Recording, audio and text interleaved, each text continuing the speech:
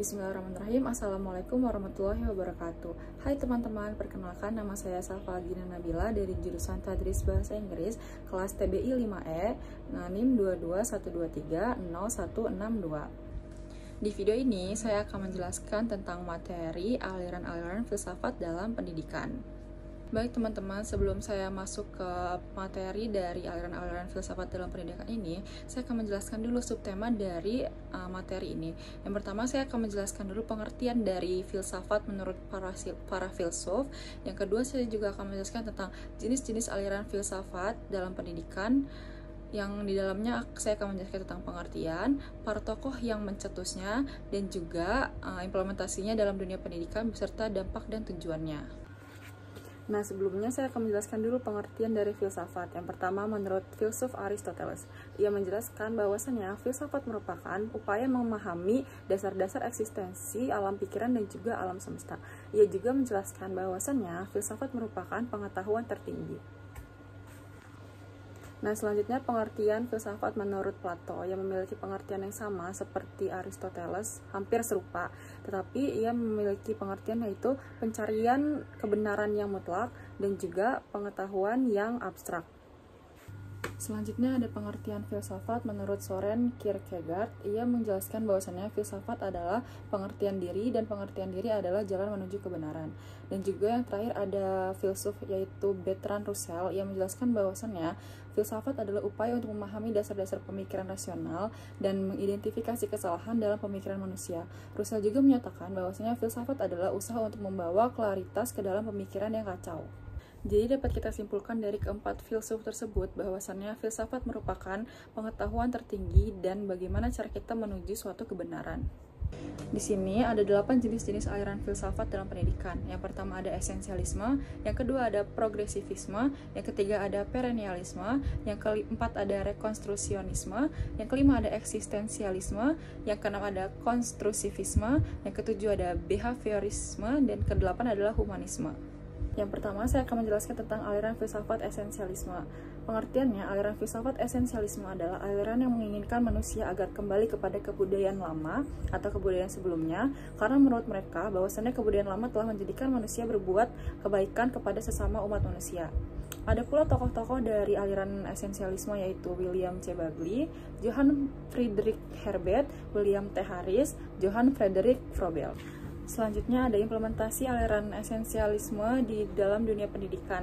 Yang pertama dari nilai kebudayaannya, aliran ini didasarkan pada nilai-nilai kebudayaan yang telah ada sejak awal peradaban manusia.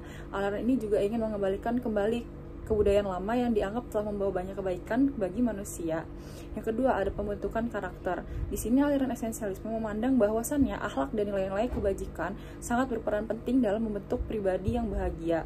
Dan terakhir ada peran guru. Dari peran guru ini, aliran esensialisme menganggap bahwasannya guru sangat berperan penting sebagai contoh dan panutan yang menguasai lapangan subjek. Ada pula tujuan dari aliran filsafat esensialisme ini adalah untuk meningkatkan kualitas pembelajaran dan juga membentuk perilaku yang diinginkan. Yang kedua ada membantu siswa mencapai target tertentu. Yang ketiga ada membiasakan siswa untuk berlatih dan berpraktek. Yang keempat ada membantu siswa mengembangkan kecepatan, spontanitas, kelenturan, refleks, dan daya tahan. Selanjutnya ada aliran progresivisme. Aliran progresivisme memiliki pengertian yaitu pendidikan yang berpendapat bahwa pendidikan itu harus berfokus kepada peserta didiknya, bukan pada guru atau bidang muatannya. Aliran ini juga menekankan bahwasannya pendidikan harus mengembangkan kemampuan peserta didik agar bisa menghadapi tantangan hidup yang terus berkembang seiring berjalannya waktu.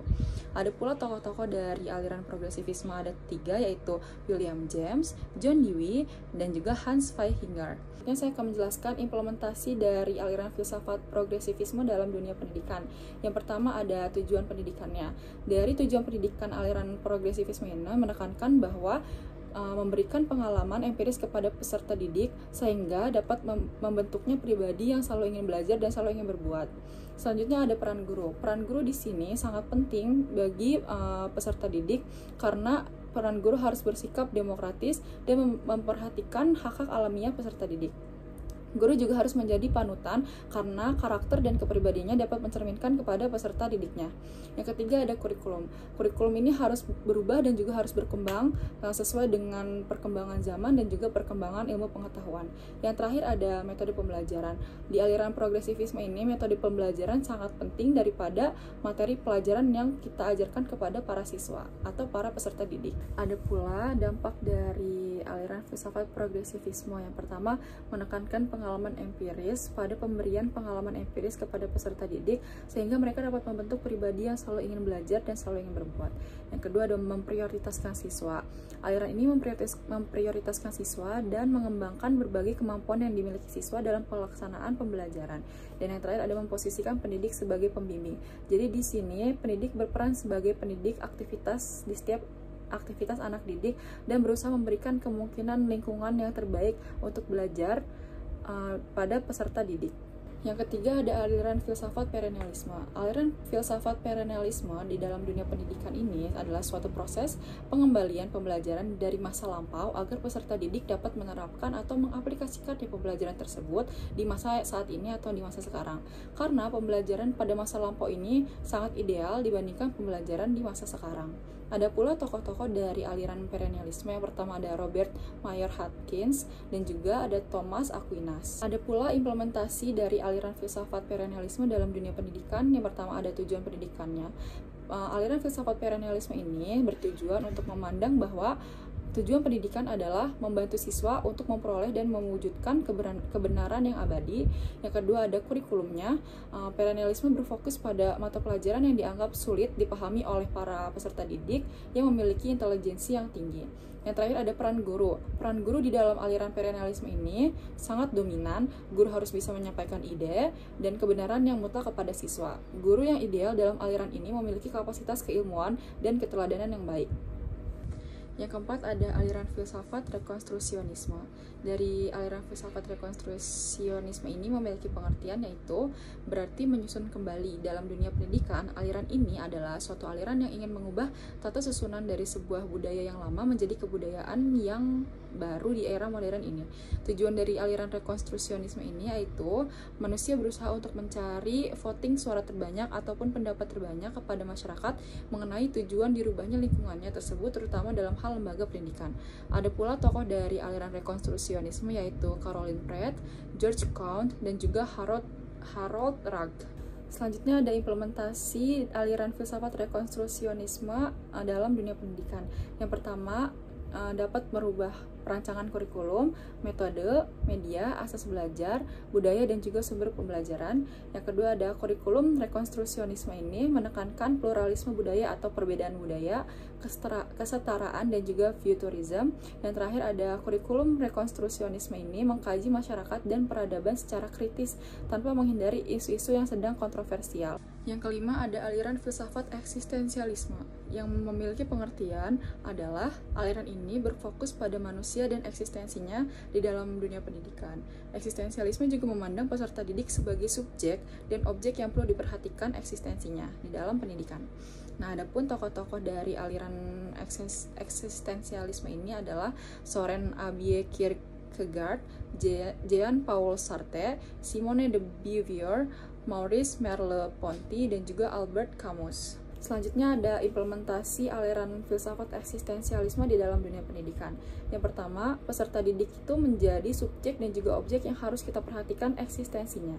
Yang kedua ada guru juga harus menjadi fasilitator bagi peserta didik yang memiliki keinginan yang berbeda-beda di setiap individunya.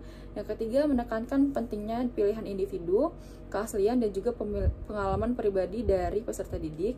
Yang keempat ada mendorong siswa untuk mengembangkan identitas yang mereka miliki, identitas yang unik yang ada di dalam diri mereka. Yang terakhir ada mendorong siswa untuk bertanggung jawab atas pembelajaran yang mereka pilih. Yang keenam ada aliran filsafat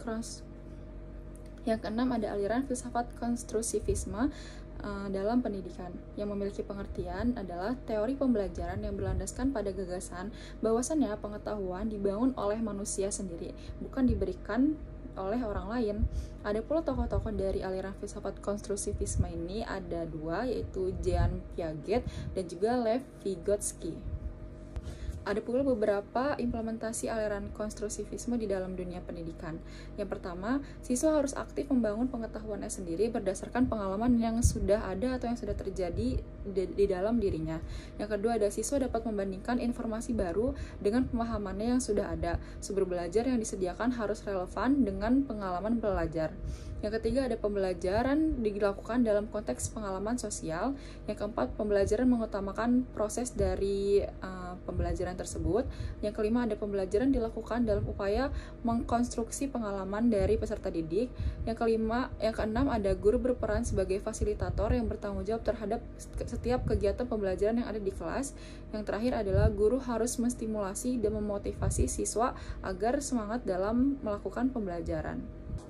Yang ketujuh, ada aliran filsafat behaviorisme dalam dunia pendidikan. Pengertiannya dari aliran ini adalah salah satu pendekatan di dalam psikologi pendidikan. Pendekatan ini meyakini bahwasannya anak dapat dibentuk sesuai dengan apa yang diinginkan oleh mereka dan apa yang diinginkan oleh orang yang membentuknya, baik guru ataupun orang tua. Adapun tokoh-tokoh dari aliran filsafat behaviorisme ini ada Ivan Petrovich Pavlov, Edward Thorndike, John B. Watson, Clark Hull, dan juga Edwin Guthrie. Selanjutnya ada implementasi dari aliran filsafat behaviorisme ini di dalam dunia pendidikan. Yang pertama, ada guru memberikan banyak rangsangan atau stimulus kepada anak dalam pembelajarannya. Kedua, ada guru memberikan hadiah atau reward sebagai penguatan terhadap respon yang ditunjukkan oleh anak atau peserta didik. Yang ketiga, sistem poin. Ketika siswa melakukan pelanggaran terhadap aturan yang telah disediakan oleh sekolah, maka guru dapat memberikan poin kepada siswa yang melanggar peraturan tersebut. Yang keempat adalah penggunaan teori behaviorisme dalam kegiatan pendidikan ini tergantung pada beberapa faktor seperti tujuan pembelajaran, materi pelajaran, dan juga karakteristik pembelajaran. Ada pula nih dampak dari aliran filsafat behaviorisme ini di dalam pendidikan. Yang pertama, meningkatkan kualitas pembelajaran bagi peserta didik. Yang kedua, membentuk perilaku yang diinginkan oleh guru atau oleh orang tua. Yang ketiga, ada membantu siswa mencapai target tertentu. Yang keempat, ada membiasakan siswa untuk berlatih dan juga berpraktik. Yang kelima, ada membantu siswa mengembangkan kecepatan, spontanitas, kelenturan, refleks, dan juga daya tahan. Yang terakhir, membantu siswa berpikir linear dan konvergen. Dan yang terakhir, ada aliran filsafat humanisme dalam pendidikan, yang memiliki pengertian aliran humanisme dalam pendidikan adalah paham filsafat yang menekankan pada nilai dan kedudukan manusia serta menjadikannya sebagai kriteria dalam segala hal. Ada pula tokoh-tokoh dari aliran filsafat humanisme ini, ada 3, yaitu Carl Rogers, Abraham Maslow, dan juga Arthur Combs. Nah, ada pula implementasi dari aliran filsafat humanisme ini di dalam pendidikan. Yang pertama, menciptakan suasana belajar yang bebas dari penindasan atau pembulian, pemaksaan, dan sikap yang jauh dari nilai-nilai kemanusiaan. Yang kedua, ada guru berperan sebagai fasilitator untuk membantu peserta didik mengembangkan potensinya secara positif. Yang ketiga, ada guru memberikan kebebasan belajar kepada peserta didik, menghargai kreativitas yang dibuat oleh peserta didik, dan mendorong prestasi dari peserta didik. Yang keempat, ada guru menyediakan berbagai macam bahan atau sumber belajar yang diperlukan oleh para peserta didik. Yang kelima, guru mengamati setiap proses pembelajaran peserta didik dengan membuat catatan atau penilaian secara individual dari masing-masing peserta didik. Dan yang terakhir, guru menangani masalah pribadi peserta didik dengan berkomunikasi secara pribadi atau face to face. Guru juga menciptakan suasana kelas yang hangat, penuh kasih sayang, hormat, dan juga terbuka antara guru dan juga para peserta didiknya. Jadi, dapat kita simpulkan dari berbagai aliran filsafat yang telah kita pelajari tadi dalam pendidikan adalah bahwa setiap aliran menawarkan pandangan yang berbeda tentang tujuan dari pendidikan, peran dari guru, dan proses belajar mengajar. Jadi, setiap aliran filsafat ini memberikan wawasan yang penting untuk mempertimbangkan bagaimana sih pendidikan dapat disesuaikan dengan kebutuhan dari para siswa, masyarakat, dan juga nilai-nilai yang diinginkan, serta menawarkan pandangan yang beragam mengenai bagaimana manusia dapat berkembang melalui pendidikan.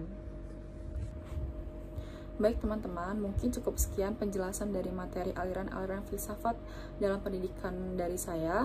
Kurang lebihnya mohon dimaafkan. Wabillahi taufiq wal hidayah. Wassalamualaikum warahmatullahi wabarakatuh. Dah.